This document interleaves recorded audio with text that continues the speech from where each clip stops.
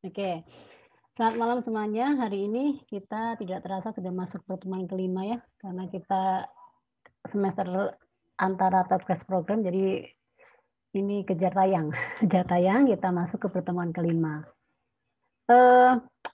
Minggu depan kita akan formatif, pertemuan ketujuh, ya. Jadi minggu ini materi, Jumat besok asinkronus.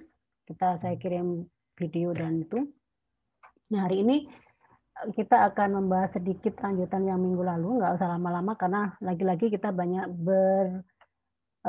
berdiskusi atau melakukan tugas kelompok, jadi waktunya nggak akan kesedot ke online semuanya. Mohon diperhatikan kerjasamanya karena ini sebetulnya ini nyicil untuk persiapan nanti pada saat ujian akhir semester karena kita sudah sepakat dengan tim dosen keterampilan komunikasi ini ya ujung-ujungnya adalah presentasi. Presentasi kan bentuk atau contoh komunikasi dengan publik. Nah, jadi dipersiapkan juga, makanya ini penting karena Anda kan sudah semester berapa? Semester 7 ya ini ya?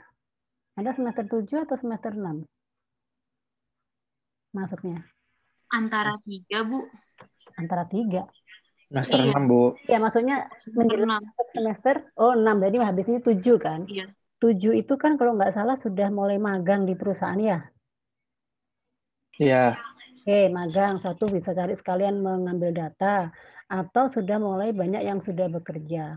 Kalau berhubungan dengan magang, berarti nanti kan salah satu Anda itu kan harus presentasi minimal introduce yourself, ya nggak? Pada saat Anda di magang kan disuruh kenalkan diri Anda dan sebagainya. Berarti Anda harus berbicara dengan orang lain, berbicara dengan audien kalau perlu ya. Kadang perusahaan itu kan ada yang tim ya, mereka mewawancarinya secara tim. Nah, ini juga ajang latihan dan kenapa juga diberikan di semester akhir karena pada saat nanti Anda magang atau mengambil data akan banyak berdialog, akan banyak berkomunikasi dengan pihak perusahaan. Nah, kaitannya dengan hari ini, malam ini kita akan membahas tentang public speaking yang berhubungan dengan bisnis. Kita akan mencoba bahwa dalam setiap bisnis itu atau dalam melakukan komunikasi, public speaking itu ada beberapa gaya. Contoh kalau kita berkomunikasi dengan person to person, misalnya kayak tadi saya dengan Hana, saya dengan Chana, itu kan gayanya pasti berbeda. Gayanya kayak teman, gayanya ya sok akrab, sok kenal gitu ya. Terus tapi kalau kita sudah berbicara dengan orang lain, entah itu kelompok, entah itu klien, entah itu tim kerja, itu pasti berbeda gayanya, ya kan? Apalagi kalau kita berbicara public speaking, berarti lebih lebih audiensnya lebih banyak lagi, lebih apa namanya, lebih berpengaruh sehingga apa yang kita komunikasikan itu harus memiliki bobot yang lebih serius dan lebih profesional. Nah, hari ini kita akan membahas itu. Saya coba sharing ini dulu, tapi sebelumnya saya mengingatkan teman-teman untuk melakukan absensi di pengisian kehadiran di menu diskusi e-kampus. Karena sekali lagi, kalau sinkronis gini akan ada 2 rekap, satu Zoom, satu e-kampus. Dan bagi teman-teman yang tidak bisa hadir hari ini, mohon dituliskan di grup supaya nanti saya begitu melaporkan sinkron gitu. Soalnya ditanya yang ikut Zoom berapa Bu Christine, yang hadir ini suka ditanya. Jadi kalau nggak ada datanya, keterangannya, saya bingung. Nggak apa-apa, bukan berarti saya terus ini sering nggak masuk karena apa, nggak apa-apa, justru itu nanti menjadi catatan dari fakultas atau dekan dan kajur ya. Nah, baik, saya lanjutkan. Saya mau share materi dulu.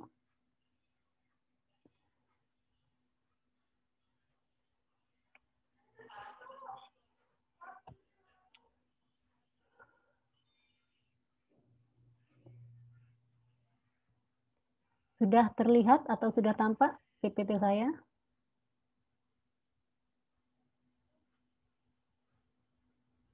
Sudah, Bu. Sudah ya? Oke, sebentar biar slide dulu.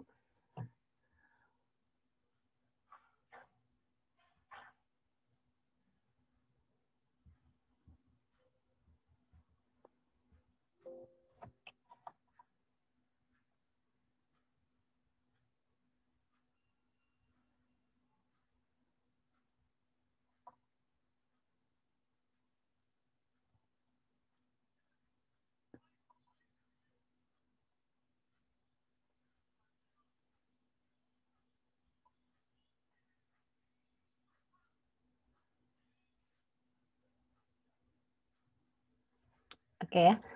Baik, hari ini materi kita adalah pertemuan 5 gaya komunikasi dalam bisnis. Dalam hal ini kita sebut atau seringkali dalam bisnis itu yang sering terjadi komunikasinya dalam bentuk presentasi, ya kan? Briefing pagi kita ada presentasi, meeting atau weekly meeting itu juga presentasi. Apalagi kalau kita bekerja dalam bidang marketing itu pasti akan banyak melakukan komunikasi dalam bentuk presentasi ya. Nah, tujuan pembelajaran hari ini supaya kita tahu, paham, karena kita itu kan nantinya setelah lulus dari Bina Insani atau setelah lulus dari perguruan tinggi itu kan ujung-ujungnya kan ingin bekerja. Ingin bekerja itu berarti kan kita memiliki sasaran perusahaan. Memiliki sasaran perusahaan berarti kita akan bekerja dalam hal bisnis, bisnis apapun. Bekerja itu berarti kita terjun ke dunia bisnis. Nah, dalam hal bisnis, kita memiliki unit kerja yang berbeda-beda. Nah, tentunya banyak hal atau kegiatan berkomunikasi yang dilakukan dalam bisnis itu, ya salah satunya presentasi. Ya, jadi gini, keterampilan komunikasi atau kita berbicara dengan public speaking ini, ya memang dipersiapkan agar Anda paham dan Anda siap kalau nanti Anda memang segera terjun ke perusahaan yang tadi saya sampaikan, entah magang, entah bekerja, entah memang sudah terjun ke bisnis, tentunya Anda harus memiliki keterampilan komunikasi. Itu salah satu modal terpenting dalam hal kita masuk ke dunia yang sesungguhnya. Kalau kita ngomong bisnis itu udah pasti ya, pasti kita nggak mungkin kerja sendiri secara individual karena kita bekerja dengan banyak orang dan kita membutuhkan atau bekerja dengan klien di mana harus ada hubungan yang harmonis melalui apa? Ya, melalui komunikasi. Hari ini kita akan mencoba mengupas beberapa sub materi. Ya, pertama tentang gaya komunikasi. Yang tadi saya singgung bahwa komunikasi itu memiliki gaya berbeda-beda tergantung dari kita berbicara atau berkomunikasi dengan siapa. Kalau person to person, secara personal, secara pribadi, secara individual, tentu gayanya sangat berbeda. Gayanya sudah kekinian, gayanya gaya teman, gayanya gaya sehari-hari. Yang cenderung komunikasinya dengan menggunakan gaya informal. Tetapi kalau kita sudah ketemu dengan orang lain, entah satu, entah dua, artinya kita bertemu dengan orang itu sedikit lebih naik kelas. Artinya kita tidak bisa menggunakan bahasa gaul yang kita ucapkan seperti dengan saudara, dengan keluarga, dengan sahabat dan sebagainya. Biasanya kita akan coba mengenal dan menghargai minimal lawan bicara kita atau yang sering disebut sebagai komunikasi antar pribadi. Nah, yang terakhir itu kalau kita berbicara atau berkomunikasi dengan publik yang kita sebut sebagai public speaking itu lebih naik kelas lagi, naik tingkatan lagi di mana kita akan dihadapkan dengan audiens dengan latar belakang yang berbeda, audiens dengan kebutuhan yang sama atau kita juga memiliki tujuan yang diharapkan agar audiens itu memahami apa yang kita sampaikan atau pesan yang kita sampaikan itu benar-benar direspon atau diterima oleh audiens. Siapa audiens itu bermacam-macam.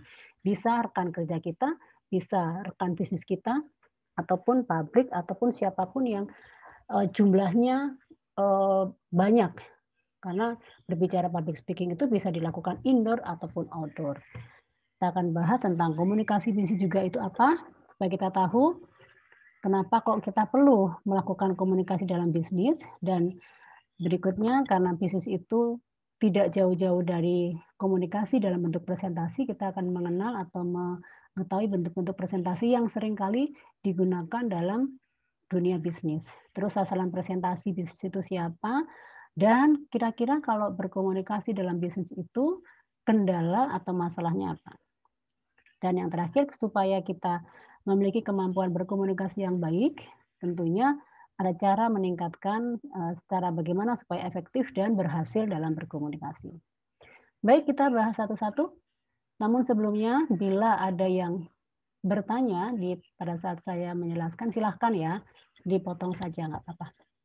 Nah, kita mencoba dulu gaya komunikasi, karena ini tentunya ada pengaruhnya, ada dampaknya kalau kita nanti melakukan presentasi, gayanya tentu akan berbeda. Ada pendapat ya dari ini kumpulan-kumpulan pendapat yang disatukan bahwa menyatakan gaya komunikasi atau yang disebut dengan communication style didefinisikan sebagai seperangkat perilaku. Perilaku itu adalah kebiasaan seseorang dalam melakukan komunikasi, baik itu antar pribadi yang terspesialisasi. Jadi kalau seperangkat atau gaya itu terspesialisasi itu khusus. Kalau kita bicara dengan murid, gayanya seperti ini. Kalau kita bicara dengan orang-orang tua, seperti ini. Kalau kita berbicara dengan anak-anak TK, gayanya seperti ini. Nah, kalau kita berbicara tentang bisnis dengan klien, gayanya seperti itu. Nah, itu yang dimaksud dengan terspesialisasi, di mana perilaku tersebut digunakan dalam suatu situasi tertentu. Jadi gaya, cara kita berkomunikasi itu kan melihat sikon, situasi tertentu. Untuk kebutuhan apa? Nah, adik.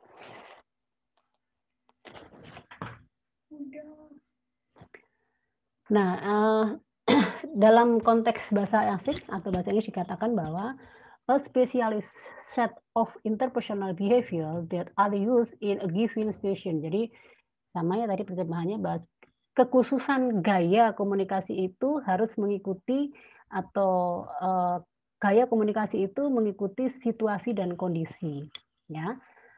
Terus masing-masing gaya komunikasi itu terdiri dari sekumpulan perilaku komunikasi yang dipakai untuk mendapat respon atau tanggapan tertentu dalam situasi yang tertentu pula.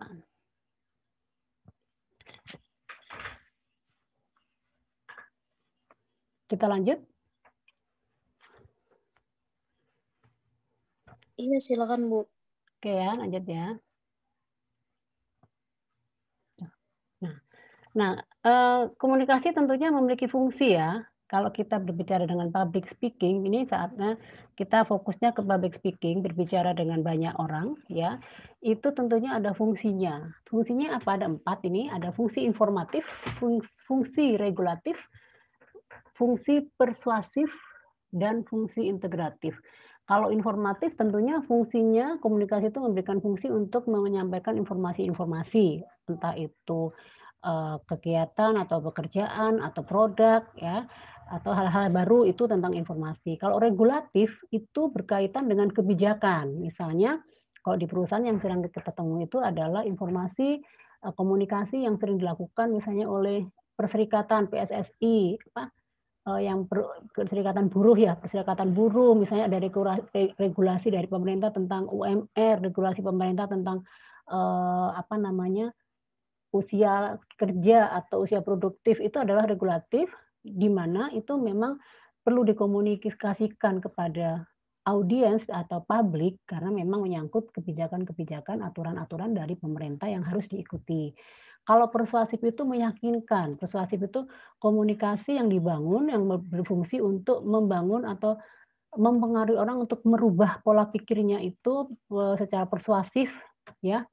Jadi kalau misalnya tentang kesehatan, tentang pengobatan narkoba, tentang misalnya saat ini COVID, berarti itu adalah persuasif, berarti membangun, mempersuasif seseorang untuk paham tentang sekarang itu pandemi itu kayak gini, harus menggunakan masker, harus protokol kesehatan, itu adalah persuasif, membangun persuasi atau menciptakan orang supaya mengikuti hal-hal yang sifatnya lebih kebaikan ya, lebih ke arah lebih baik itu. Kalau integratif itu artinya komunikasi yang dibangun karena ada hubungan, integrasi. Integrasi itu kan terkaitan dari satu unit ke unit ini. Ya, ini memang digunakan atau banyak dimanfaatkan, fungsi-fungsi ini lebih diterapkan di dunia bisnis atau dunia kerja. Karena bisnis itu kan tidak sendiri, tidak satu unit, tapi berbagai macam unit yang saling terintegrasi. Jadi fungsinya adalah supaya ada koneksi, komunikasi yang nyambung antara satu unit dengan unit lainnya. Ini adalah fungsi-fungsi organisasi, komunikasi dalam organisasi atau dalam bisnis. Nah, sekarang kita akan mencoba, nah dalam bisnis berarti kan ada komunikasi juga yang agak berbeda kalau kita berkomunikasi dengan biasanya yang secara ilegal. Tapi kalau komunikasi bisnis itu lebih legal karena menyangkut tentang bagaimana proses bisnis itu dijalankan dalam sebuah perusahaan. Nah, dalam hal komunikasi bisnis, ini adalah bagian terpenting Sangat penting kalau kita sudah terjun ke dalam pekerjaan, berarti kita sudah harus mau dan harus bisa melakukan komunikasi bisnis, harus profesional, harus harus sesuai dengan kebutuhan atau tujuan dari perusahaan. Ya, jadi kalau misalnya Anda bidang IT, ya komunikasinya nggak jauh-jauh dari bagaimana meningkatkan atau tercapainya bisnis di perusahaan itu yang kaitannya dengan bidang Anda. Makanya harus ada hubungan kerja antara satu unit tadi, bidang IT, bidang marketing, bidang itu saling terkait dan terciptalah di situ komunikasinya bisnis. Tidak ada hal yang dibicarakan dalam satu perusahaan itu ngomongin arisan, ngomongin tentang keluarganya, tapi selama di perusahaan itu, selama dalam organisasi, pasti yang diomongkan adalah masalah pekerjaan yang menyangkut dengan bisnis. Ya, tidak mungkin kita di dalam kantor membicarakan tetangga kita yang kemarin beli mobil, tetangga kita yang kemarin baru nikah, nggak ada. Itu bukan bisnis. Tapi kalau kita masuk di perusahaan, walaupun ada bidang IT, ketemu dengan orang akunting, ketemu dengan orang produksi, yang dibicarakan adalah seputar bisnis. Nah, itulah bagaimana membangun sebuah komunikasi dalam suatu perusahaan. Nah, komunikasi seperti biasa, pada dasarnya semua komunikasi itu harus ada dua komponen penting, yaitu berkomunikasi secara verbal, berarti secara lisan, secara penyampaian kata-kata dengan bahasa, dan juga komunikasi nonverbal yang menggunakan simbol, gestur tubuh, bahasa tubuh dan sebagainya.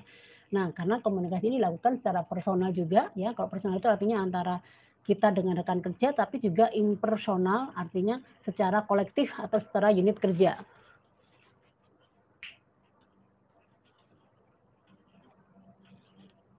Oke, kita lanjut ya. Nah, apa sih tujuannya kalau kita ngomong bisnis, kalau kita di perusahaan itu tujuan bisnis itu apa? Yang jelas kita itu akan saling memberikan informasi seputar pekerjaan kita. Ya, misalnya orang keuangan mengalami kerusakan di sistem aplikasi komputernya atau sistem apanya itu. Jadi pasti akan ada informasi, tolong dong saya dibantu ini komputer saya tiba-tiba macet, tiba-tiba tidak bisa connect dan sebagainya. Berarti kan masih memberikan informasi sehubungan dengan pekerjaan, ya kan? Terus persuasi ya sekali lagi kaitannya dengan hal-hal yang berhubungan dengan bisnis, ya. Melakukan persuasi kepada pihak lain agar apa yang disampaikan dapat dipahami. Jadi agar meminta orang lain itu memahami apa yang kita mau gitu ya. Dengan cara negosiasi ya kan. Terus misalnya lembur gitu ya, kita berbicara lembur berarti kan bagaimana memberikan persuasi kepada tim supaya lembur karena kejar target supaya tidak terkendala di akhir supaya profitnya ini kan selalu dibicarakan. Jadi kadang ada sih pembelot-pembelot di perusahaan itu karena ya salah satunya kurangnya komunikasi antara atasan dan bawahan. Nah, berikutnya melakukan kolaborasi. Nah, kolaborasi itu sekali lagi itu bisa kaitannya dengan tadi dengan kaitannya dengan siapa tadi yang terakhir itu kaitannya dengan kolaborasi itu integrasi ya. Kolaborasi itu kan bekerja sama dengan unit lain, dengan bisnis lain, baik itu internal atau eksternal. Nah, itu melakukan kolaborasi tujuan bisnis itu. Nah, kalau ini bisa dilakukan internal atau eksternal. Ya, yang dimaksud eksternal itu misalnya kita ada klien, misalnya kita ada tender, berarti kan perusahaan kita tidak bekerja sendiri tapi bekerja sama melakukan kolaborasi dengan perusahaan lain. Nah, itu harus dibangun komunikasi yang bagus, komunikasi yang bisnis agar tujuannya deal, agar kesepakatannya deal dan kerjasama itu bisa terbangun. Ini adalah tujuan utama dari komunikasi bisnis. Nah, berikutnya kita akan mencoba mengetahui kira-kira dalam bisnis itu kan salah satu yang dipakai, apalagi kalau kita sudah melakukan kolaborasi, yang sering digunakan dan selalu digunakan adalah memberikan atau membangun komunikasi dalam bentuk presentasi, ya. Nah, presentasi itu kita ada 4 jenis, yaitu ada satu presentasi informatif, yang kedua presentasi demonstratif, yang ketiga presentasi persuasif, dan presentasi inspiratif. Seperti apa contohnya? Yang jelas jenis presentasi yang sering kali dilakukan, ya mungkin buat teman-teman yang memang sudah terjun di latar belakang atau di perusahaan itu bisa memposisikan, oh selama ini saya menggunakan presentasi informatif, oh selama ini saya menggunakan presentasi demonstratif dan seterusnya. Nah ini, kalau presentasi informatif ya yang tadi saya sampaikan, sifatnya ya tujuannya memang hanya untuk memberikan informasi saja. Apa yang diinformasikan, misalnya produk, launching produk baru, terus misalnya ada penelitian, misalnya Anda menawarkan suatu harga-harga baru. Nah, itu hanya informasi saja, hanya diketahui oleh umum. Nah, tapi tetap harus ada proses presentasi, karena kan presentasi itu harus dijelaskan secara runtut, secara berurutan. Secara berurutan, bagaimana penetapan harga, bagaimana contoh produk-produknya. Nah, itu harus disampaikan secara runtut. Nah, yang kedua presentasi demonstratif. Namanya demonstratif, artinya mendemokan sesuatu. Nah, ini berkaitan dengan alat-alat ya, biasanya presentasi yang berhubungan dengan mesin, dengan peralatan, otomotif, penggunaan mesin yang tercanggih dan sebagainya. Ini yang seringkali dilakukan antara B2B, business to business, artinya kalau sama saya kerjasama dalam hal produk, ya misalnya Toyota, misalnya Astra, itu kan akan sering melakukan demo-demo yang terkaitan dengan produk-produknya. Nah, demo macam-macam ya, demonstratif itu ya bisa mesin, bisa mobil, bisa robot dan sebagainya.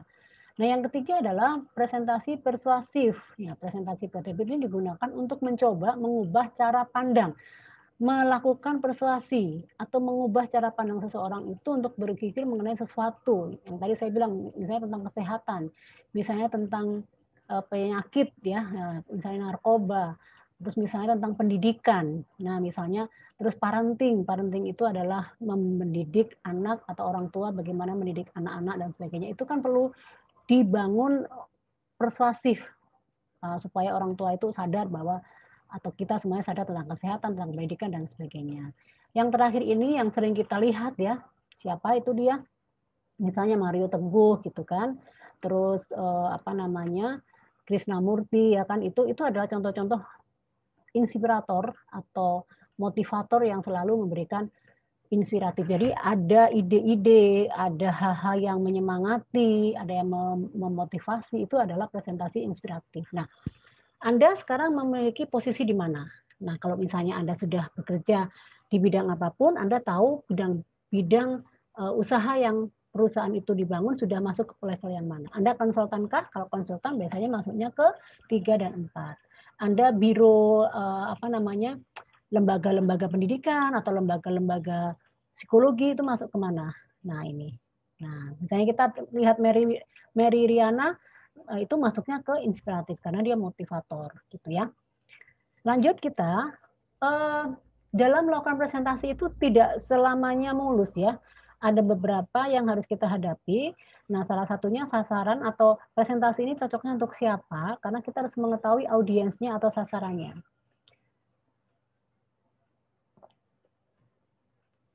Oke. Nah, ini ya. Sasaran presentasi itu sendiri yang jelas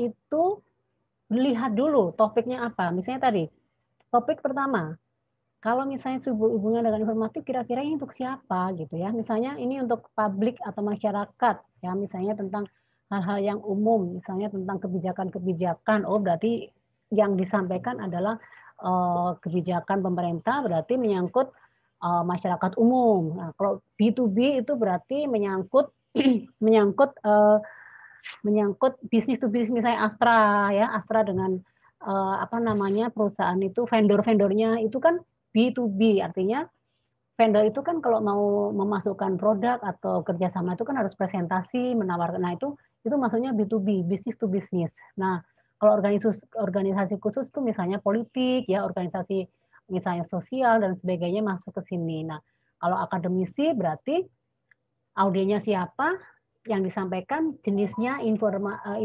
presentasinya seperti apa, kita sudah bisa menentukan. Nah, jadi dalam hal melakukan presentasi dalam bisnis itu kita harus tahu dulu klien kita siapa, bagaimana kondisi audiens atau klien dan kebutuhannya apa. Ya, kita nggak bisa samakan semua bisnis itu masuk ke sasaran yang sama, tidak bisa ya.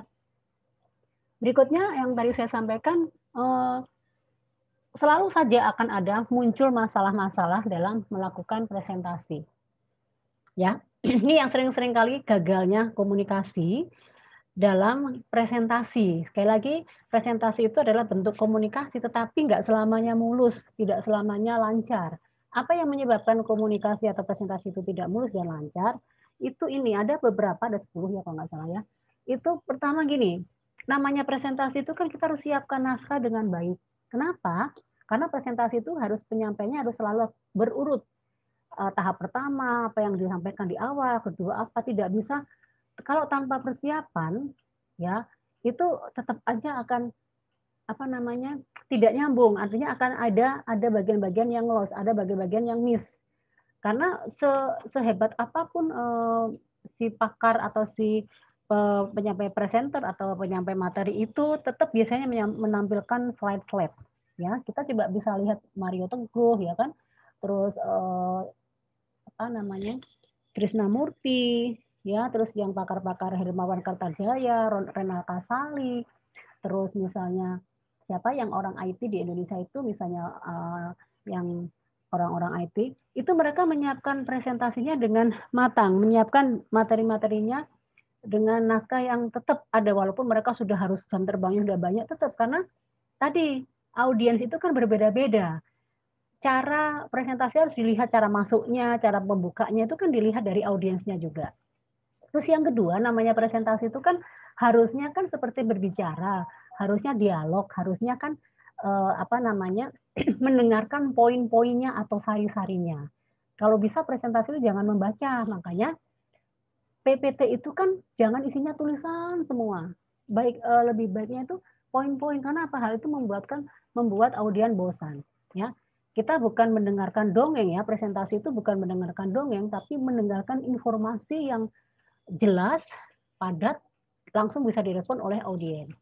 Terus yang kedua, ya karena presentasi itu berhadapan dengan audiens, dengan kebutuhan audiens yang berbeda-beda, memang harus cukup latihan karena presentasi juga itu kan nggak semuanya yang kita hadapi itu tiap hari ketemu dengan kita. Klien itu bisa baru, ada yang baru sama sekali belum mengenal tentang bisnis kita atau kita mau nyampaikan dia belum mengenal, makanya harus latihan. Karena kita akan melihat wajah-wajah atau audiens itu paham apa tidak dari cara kita menyampaikan presentasi. Desain itu cara menyampaikan yang standar itu juga tidak menarik, makanya presentasi juga suka disisipin film, gambar, atau trik-trik atau game-game dan sebagainya kan tujuannya supaya menarik kepada audiens. Terus ya tadi jangan terlalu banyak tulisan, berarti jangan terlalu banyak teks ya. Diharapkan memang kalau kita presentasi itu kan memberikan solusi ya, informasi itu yang disampaikan harus bisa menyelesaikan suatu masalah yang dihadapi oleh klien.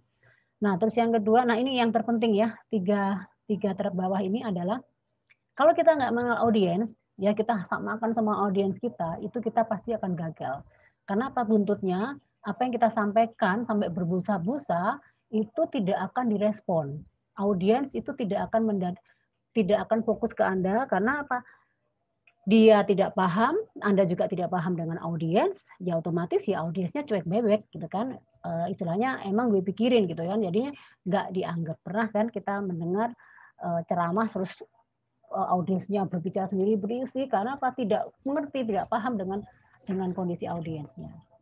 Ini adalah masalah yang seringkali, tetapi untuk mengatasi masalah ini maka tentunya ada solusi, ada hal yang perlu diperhatikan supaya presentasi kita berhasil, supaya komunikasi kita, kegiatan public speaking itu berhasil. Apa yang disampaikan tentunya passion itu adalah ya memang kita mampu melakukan presentasi dan kita nggak ragu-ragu, artinya percaya diri juga bahwa kita akan menyampaikan sesuatu yang pasti akan mendapatkan respon dari audiens. Terus yang kedua, nah ini karena kita belum mengenal audiens dan kita harus mengenal audiens, ya kita awali dengan pembukaan. Nah, pembukaan itu adalah ibaratnya kesan pertama itu dari pembukaan. Kalau pembukaannya sudah menarik, berarti memotivasi atau semangatnya si audiens itu juga bangkit. Enak banget ini orangnya ngomongnya nih, orangnya sudah bahasanya sudah bagus ya, itu berpengaruh juga. Nah, terus yang kedua lagi-lagi presentasi itu nggak usah banyak teks, tapi poin-poin saja, slide-nya juga garis-garis besar saja. Yang penting singkat, lugas, karena sisanya itu akan dilakukan sharing atau tanya jawab. Biasanya kalau presentasi itu seperti itu. Yang keempat ya relax. Nah ini penting karena terlihat sekali oleh audiens pada saat kita nggak nyaman, kita tidak santai, kita tegang, itu terlihat. Karena apa? Nanti akan berpengaruh kepada materi atau pesan yang akan kita sampaikan juga akan berantakan. Tegang saja, blank saja, udah pasti salah semua. Ya, nervous saja udah pasti ngomongnya gagap. Udah gitu nanti ngomongnya terpotong-potong, terus gugup menyampaikannya. Nah, itu.